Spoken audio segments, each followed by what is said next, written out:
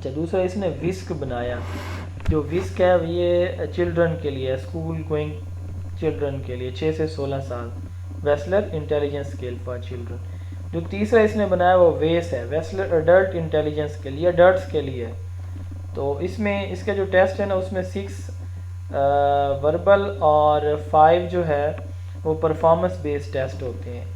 ठीक है, जो वर्बल हैं उसमें इंफॉर्मेशन है, comprehension, arithmetic, similarities, digit span and vocabulary है। आप इनके नाम और एब्रीवेशन और एज इनकी देख लें कि ये प्राइमरी स्कूल है। अब ये देखें, आपको अंदाज़ा हो रहा है कि ये जो है स्कूल गोइंग एज के लिए, ये जो है वो प्री प्राइमरी एजुकेशन के लिए है, ईसी एजुकेशन के लिए है, और ये अडल्ट्स के लिए। तो सोलोसॉन इंटेलिजेंस टेस्ट इसी तरह ये भी एक टेस्ट है, सोलोसॉन इंटेलिजेंस टेस्ट। इसका जो करंट वर्जन है SIT4 सोलोसॉन इंटेलिजेंस टेस्ट 4 ये चल रहा है।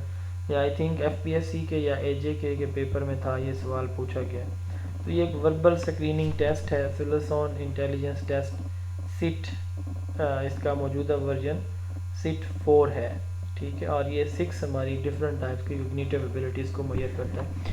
अच्छा, यहाँ पे जो अल्फ्रेड बिनेट का है ना, उसमें शायद यहाँ पे कोई स्लाइड डिलीट हो गई है, जो भी चक्कर है।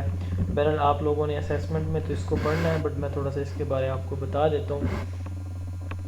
जो अल्फ्रेड बिनेट ने भी एक स्केल बनाया हुआ ना इंटेलिजेंस टेस्ट, तो इसमें हम जो है वो बच्चे की फ्लूइड रीजनिंग जज करते हैं और क्रिस्टलाइज इंटेलिजेंस, फ्लूइड और क्रिस्टलाइज इंटेलिजेंस हम देखते हैं। फ्लूइड इंटेलिजेंस उसको कहते हैं कि जो आपकी ऐसा किसी प्रॉब्लम को, ऐसा एक आपके पास एक प्रॉब्लम आता है ना जिसके बारे पहले पढ़ा हुआ है और आप उसका सलूशन निकाल रहे हैं, तो ये आपकी क्रिस्टलाइज इंटेलिजेंस यूज़ हो रही है। और फ्लूइड इंटेलिजेंस कौन सी होगी? ऐसा प्रॉब्लम जो आपने पहले फेस नहीं किया बट अब आप उसको सॉल्व कर रहे हैं, तो ये आपकी फ्लूइड इंटेलिजेंस होगी। बहरहाल ये इसमें इम्पोर्टेंट था। बिनेट स्केल, फिर वेस्लर स्केल, फिर सोलोसन। उसके बाद है army alpha and army beta test. यही जब जंग अजीम अव्वल हुई थी तो उस वक़्त ना US मिलिट्री को कुछ लाखों की तादाद में फ़ौजी भर्ती करने थे, तो उन्होंने 2 तरह के उस वक़्त टेस्ट बनाए। क्योंकि ज़्यादा तादाद में लोग भर्ती होने थे तो पढ़े लिखे भी थे, अनपढ़ भी थे। तो 1916 में तो उन्होंने क्या किया, उन्होंने 2 तरह के टेस्ट बनाए। एक वर्बल टेस्ट था और एक नॉन वर्बल। तो जो वर्बल था वो लिटरेट इंडिविजुअल के लिए था और जो नॉन वर्बल था वो अनपढ़ लोगों के लिए था। तो इसी को जो है वो फिर वर्बल को हम जो है आर्मी अल्फ़ा टेस्ट कहते हैं और नॉन वर्बल को हम आर्मी बीटा टेस्ट कहते हैं। उसके बाद है primary mental abilities test PMA। इसमें हम क्या करते हैं, थर्स्टन ने इसके लिए एज 11 से 17 साल तक के एज के बच्चों के लिए ये स्केल तैयार किया था। तो ये ग्रुप फैक्टर थ्योरी की बेस पे जो है ये इंटेलिजेंस मेजर की जाती है। यानी ग्रुप फैक्टर थ्योरी ये कहती है कि इंटेलिजेंस बहुत सारी चीज़ों का मजमुआ होता है। फिर डिफरेंशियल एप्टीट्यूड टेस्ट बैटरीज,